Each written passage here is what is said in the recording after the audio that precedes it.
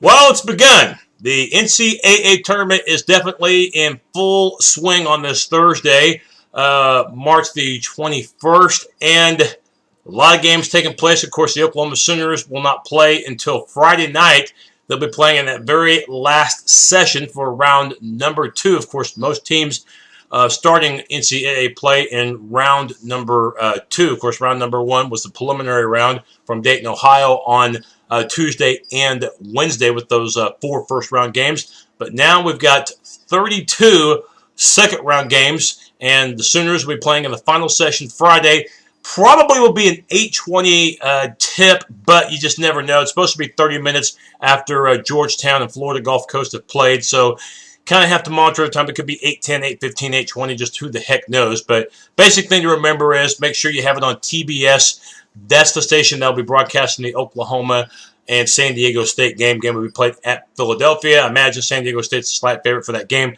Basic rule of thumb, though, if you have it on TBS just after 8 o'clock, you should not miss any time at all for that game. For the Sooners, they come in as a 10 seed.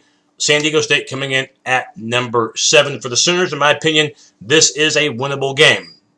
Notice I didn't say it will be an easy game, and notice that I said that Oklahoma is not favored to win, but I do think it's winnable just based upon the fact that just like the Sooners, San Diego State did not play their best ball coming down the home stretch as well. The Aztecs lost 6 of their last 12 games. We mentioned earlier that the Sooners were playing around 500 ball, I believe, their last 6 games of the season, including losing in the quarterfinal round of the Big 12 tournament to Iowa State, who's also, by the way, playing as a number 10 seed as well. They're playing Notre Dame in round number 2.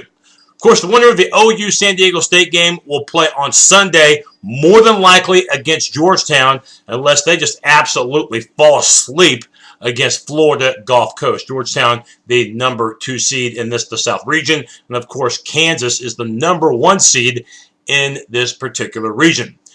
Talking a little bit about the Sooners, of course, first appearance in March Madness in 4 years. Of course, it seems longer than that if you're a Sooner fan. Of course, last time we saw Oklahoma play in the NCAA Tournament, they were 1 game away from the Final Four when in Memphis it was North Carolina, Tyler Hansbrough and that team losing to the eventual national champions from Chapel Hill, North Carolina, just a little bit too much that day. And the funny thing is Oklahoma really played a good game and lost, I think, by 12 or 13 points. It's just that North Carolina, nobody was going to run their parade that day or that year. Roy Williams had maybe his most talented squad ever, and it definitely showed that season.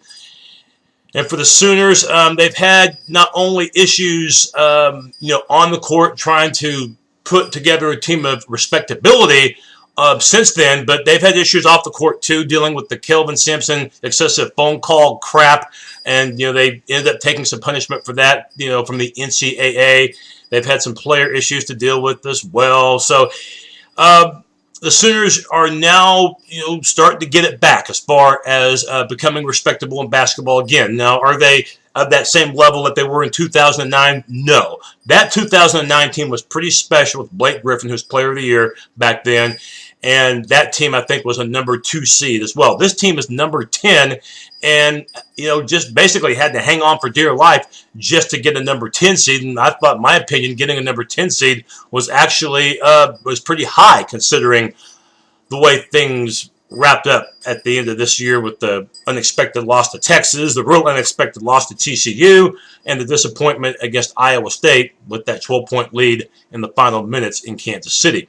But for the Sooner team, you're happy. You're happy because at one point this team was playing 500 ball around January.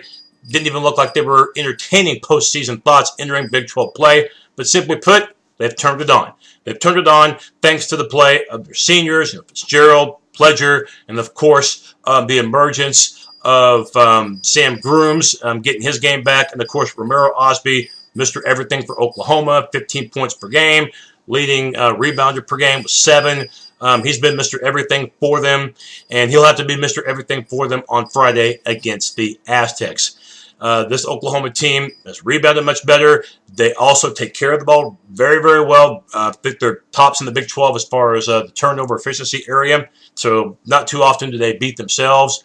And they've gotten better as far as shooting the three. So Lon Kruger, hats off to him. It's no wonder he's led his fifth different team to the NCAA tournament.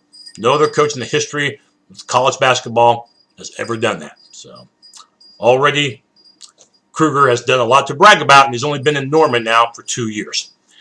But Friday night for the Oklahoma Sooners, they know they've got the work cut out for them. San Diego won't be easy because Mountain West Conference, believe it or not, RPI-wise, has a higher success rate as far as quality play this year than that of the Big 12, if you can believe that, even though I know Mountain West is not a major conference. It's a mid-major. Mountain West sent just as many teams to the NCAA tournament this year as the Big 12 did, 5.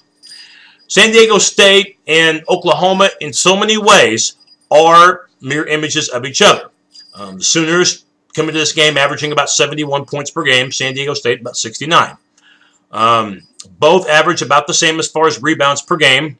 Probably one of the big differences as far as the eye test goes is going to be defensively, though. This is where San Diego State's going to be better. They come into this season giving up an average of about 60 points per game. Oklahoma, noticeably higher at about 67 points per game. And San Diego State comes into this game shooting a little bit better from three-point distance. So the Sooners, if they thought Iowa State shot quite a bit from three-point range, they've seen nothing yet from these guys from San Diego. So you really have to give it up to Steve Fisher, the head coach of the Aztecs. Of course, if this guy doesn't get into the college, into the Basketball Hall of Fame, I guess there's no such thing as a college Basketball Hall of Fame. It's all one. It's a Basketball Hall of Fame. If he doesn't get in there, that's a big injustice to me.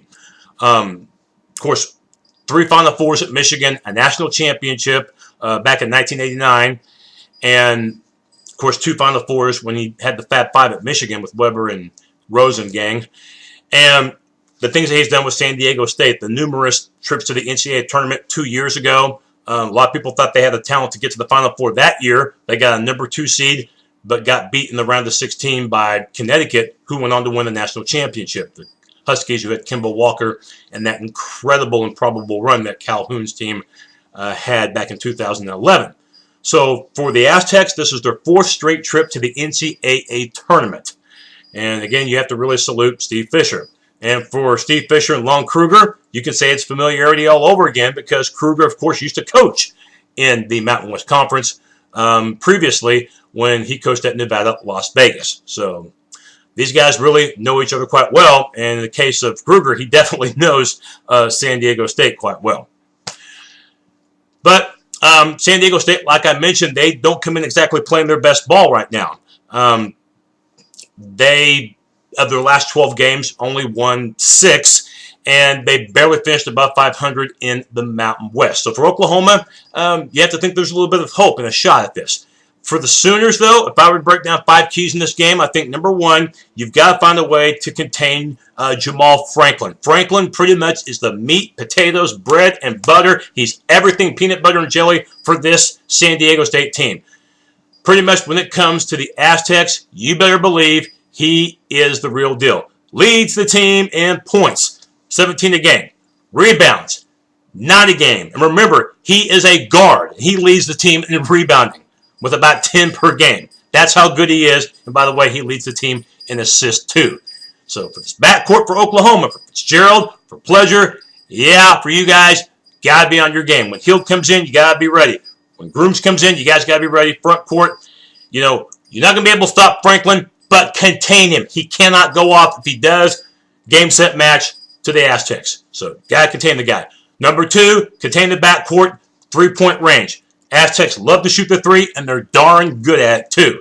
So, 3-point range cannot be San Diego State's friend. Number 3 for Oklahoma, Osby.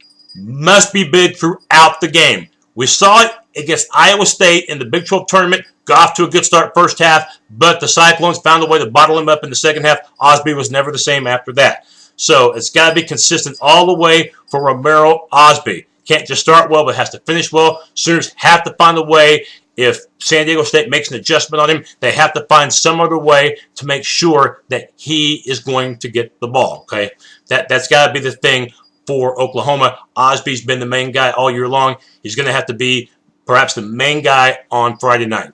Number 4, the free throw game. And for the Sooners, we've seen it at times this year where the free throw line's been very, very big for them. Against Iowa State, the second time they played him in Norman, didn't miss one. But we've also seen it at times this year where the free throw lines let them down too.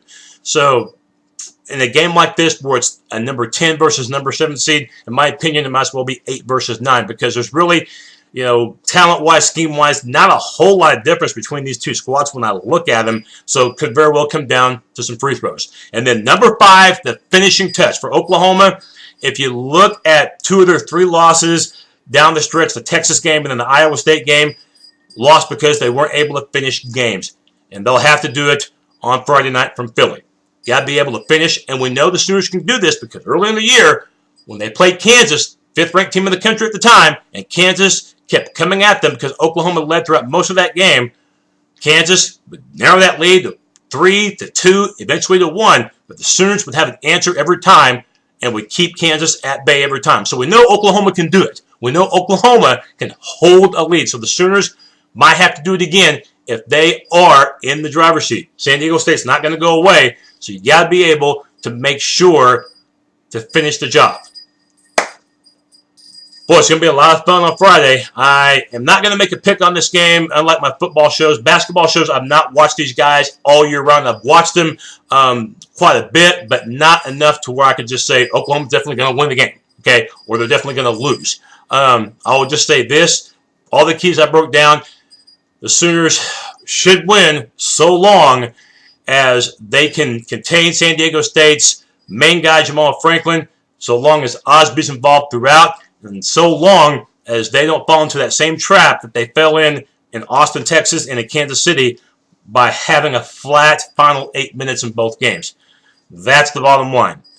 For the Sooners, if they can pull it off, more than likely you're looking at Georgetown on Sunday.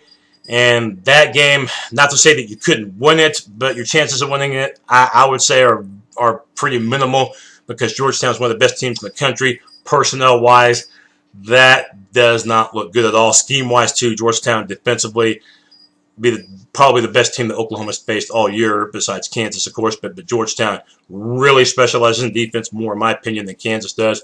I just think it's a really bad matchup. But you can't really be thinking about Georgetown right now. You got to think about San Diego State first. Otherwise, Georgetown doesn't even come into the equation. But for the Sooners, it's been fun. Hopefully, they can keep the ride going. Remember, Friday night, just after 8 o'clock on TBS, the Sooners and the Aztecs. And, the Sooners had a fun ride, but they cannot think that San Diego will be easy because the Aztecs are proof that they're more than just, that city's more than just the Padres, the Giants.